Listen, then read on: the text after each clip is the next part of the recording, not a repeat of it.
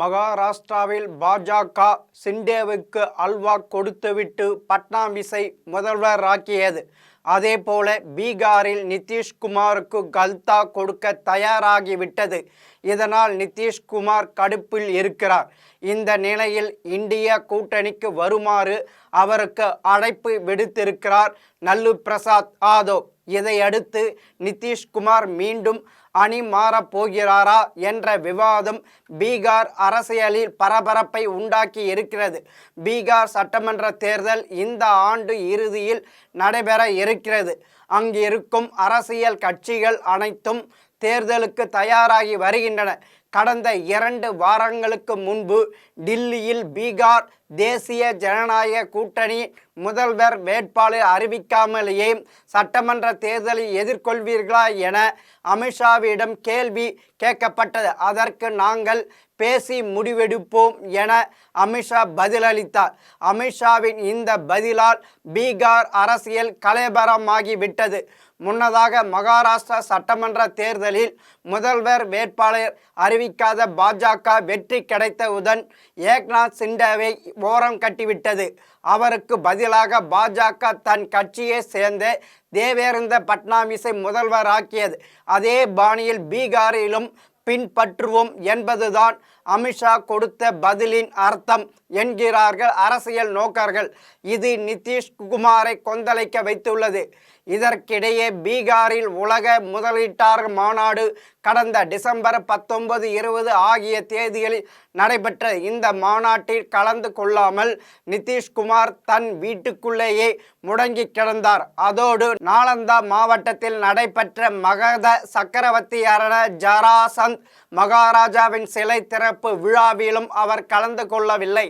வரும் தேர்தலில் வெற்றி பெற்று மீண்டும் முதல்வர் நாட்காலில் தொடர வேண்டும் என்ற எண்ணத்தில் நிதிஷ்குமார் இருக்கிறார். அதன் காரணமாக வரும் சட்டமன்ற தேர்தலிலும் தேசிய ஜனநாயக கூட்டணி முதல்வர் வேட்பாளர் நான்தான் என்ற கருத்தை மக்களிடையே விதைக்கும் விதமாக பிரகதி யாத்திரையை கடந்த டிசம்பர் 24 தொடங்கினார் நிதிஷ்குமார். இந்த யாத்திரையில் பீகாரின் மொத்த வாக்காளர்கள் 48% இருக்கும் கிராமப்புற பெண்களை சந்திப்பது, அரசு திட்டங்களை அவர்களை முறையாக சென்றடைந்து இருக்கின்றன என்று விவாதிப்பது உள்ளிட்ட திட்டங்களை வகுத்து இருக்கிறார். இந்த யாத்திரையை பீகார் கிராமப்புற மேம்பாட்டு துறைதான் ஏற்பாடு செய்திருக்கிறது. இந்த நிலையில் பாஜக மீது நிதிஷ்குமார் கோபத்தில் இருப்பதை புரிந்து கொண்ட ராஷ்டிரிய ஜனதா தளம் நிதிஷுடன் பேச்சுவார்த்தை நடத்த முயன்று வருகிறது.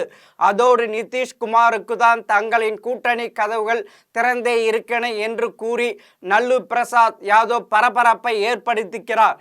மத்தியில் நிதிஷ்குமாரின் தயவில் ஆட்சியில் இருக்கும் பாஜகவுக்கு இது கிளியை உண்டாக்கி இருக்கிறது. எங்கே நிதிஷ் அணி மாறிவிடுவாரோ என்ற அச்சத்தில் எங்கள் கூட்டணியின் முதல்வர் வேட்பாளர் நிதிஷ்குமார் தான் என்று அவசரமாக தெரிவித்து வருகிறார் பீகார் துணை முதல்வரும் பாஜக சேர்ந்தவரான சாம்ராட் சௌத்ரி. ஆனால் பீகார் சட்டமன்ற தேர்தலில் பாஜக கூட்டணி பெரும்பான்மை கிடைக்கும் பட்சத்தில் சாம்ராட் சௌத்ரியை முதல்வர் ஆக்கப்படலாம் என்ற தகவலும் கசைகின்றன. இதை குறித்து அரசியல் பார்வையாளர்கள் ஆந்திர முதல்வர் சந்திரபாபு நாயுடு, பீகார் முதல்வர் நிதிஷ்குமார் ஆகிய இருவரின் ஆதரவில்தான் மத்திய பாஜகவின் ஆட்சி இருக்கிறது. ஒருவேளை நிதிஷ் தனது ஆதரவை விலக்கி கொண்டால் மோடி அரசு கவிழ்ந்துவிடும். ஆகவே அவரை பகைத்து கொள்ள பாஜக விரும்பாது. அதே வேளையில் நிதிஷ்குமாரின் எம்பிக்கள் மத்திய பாஜக தலைமையோடு மிக நெருக்கமாக இருக்கிறார்கள்.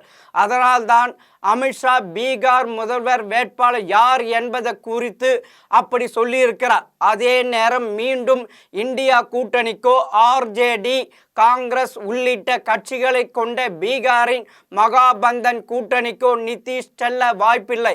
ஏனெனில் மகாபந்தனின் முதல்வர் வேட்பாளர் தேஜஸ்வி யாதவ் தான் என்பதை லாலு முடிவு செய்துவிட்டார். இதற்கு நிதிஷ்குமார் ஒத்துக்கொள்ள மாட்டார். ஆகவே நிதிஷ்குமாருக்கு தேசிய ஜனநாயக கூட்டணியை விட்டால் வேறு வழியில்லை என்பதை புரிந்து கொண்ட பாஜக தன் ரூட்டில் புதிய கணக்கை போடுகிறது என்கிறார்கள். இதற்கிடையே NDA கூட்டணியில்தான் நான் இருப்பேன் என்று சொல்லி யூகங்களுக்கு முற்றுப்புள்ளி வைக்க முயற்சிக்கிறார் நிதிஷ். ஆனால் பல்டி குமார் என்று பெயரெடுத்த நிதிஷ் தன் நிலைப்பாட்டில் உறுதியாக இருப்பாரா என்று தெரியவில்லை என்கிறார்கள் அரசியல் விமர்சகர்கள். பீகார் சட்டமன்ற தேர்தலுக்கு இன்னும் பல மாதங்கள் இருக்கிறது. அதற்குள் என்ன வேண்டுமானாலும் நடக்கலாம். இப்போது மோடி ஆட்சிக்கு நிதிஷ் தயவு வேண்டும். அவரது சப்போர்ட் இல்லாமல் மோடி ஆட்சியை தொடர முடியாது. ஆகவே அமித்ஷா போடும் கணக்கு பலிக்குமா என்பதை தெரியவில்லை. மீண்டும் இன்னொரு தகவலோடு சந்திக்கிறேன். வணக்கம்.